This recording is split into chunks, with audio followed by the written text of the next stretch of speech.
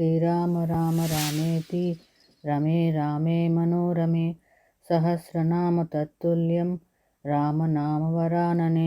జై శ్రీరామ్, జై శ్రీరామ్, జై సీతారాం.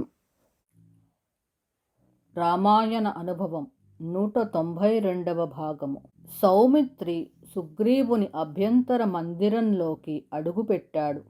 ఎట్ట ఎదుట కాంచన సింహాసనం మీద సూర్యబింబంలా సుగ్రీవుడు కనిపించాడు. రుమా పరిష్వంగంలో దివ్యమాల్యాంబరాభరణ భూషితుడై సంరక్తలోచనుడై మదవిహ్వలుడై కూర్చున్న సుగ్రీవుడు లక్ష్మణుణ్ణి చూడగానే మహోన్నత సింహాసనం నుంచి ఒక్కసారిగా క్రిందకి దూకాడు. చంద్రుని వెంట నక్షత్రాలలాగా అతని వెంట రుమాప్రభృతి స్త్రీగణం కూడా బిలబిలా దిగింది. సౌమిత్రి సన్నిధిలో అంజలి బంధంతో నిలబడి నిలువునా కంపించిపోతున్న కల్పవృక్షంలా ఉన్నాడు సుగ్రీవుడు. రుమాప్రభృతి స్త్రీగణం పరివేష్టించి నిలబడింది. చుక్కల్లో చంద్రునిలా కనిపించాడు. లక్ష్మణుడు అతి క్రుద్ధుడై ఉపన్యసించాడు.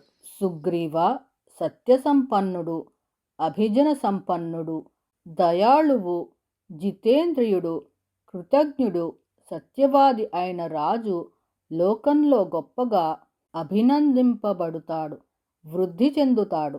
ఉపకారం చేసిన మిత్రులను మర్చిపోతూ ఇచ్చిన మాట నిలబెట్టుకోకుండా కృతజ్ఞుడై అధర్మ మార్గంలో పయనించే రాజు నింద్యుడై నశిస్తాడు.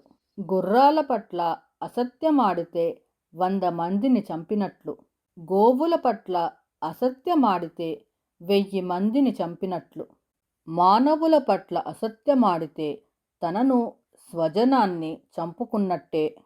మిత్రుల వల్ల తాను ఉపకారం పొంది దానికి ప్రత్యుపకారం చేస్తానని చెయ్యని కృతజ్ఞుడు వధార్హుడవుతాడు.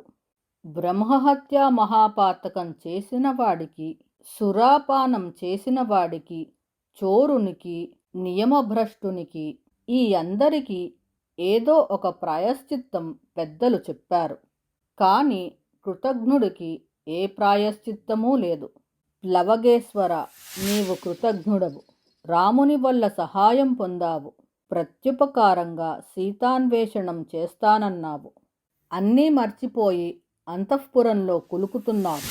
ఇప్పుడైనా వెంటనే పూనుకొని మాట నిలబెట్టుకోకపోయావో రామబాణంతో వాలిని దర్శిస్తావు. ఇంకా ఆ దారి మూసుకుపోలేదు. అటు వెళ్లే పరిస్థితి తెచ్చుకోకు. ఇలా నిప్పులు చెరుగుతున్న సౌమిత్రిని తదేక దీక్షగా గమనిస్తున్న తార మెల్లగా సమాధానం చెప్పింది. శ్రీరామ రామ రామేతి రమే రామే మనోరమే సహస్రనామ తత్తుల్యం రామనామవరాననే.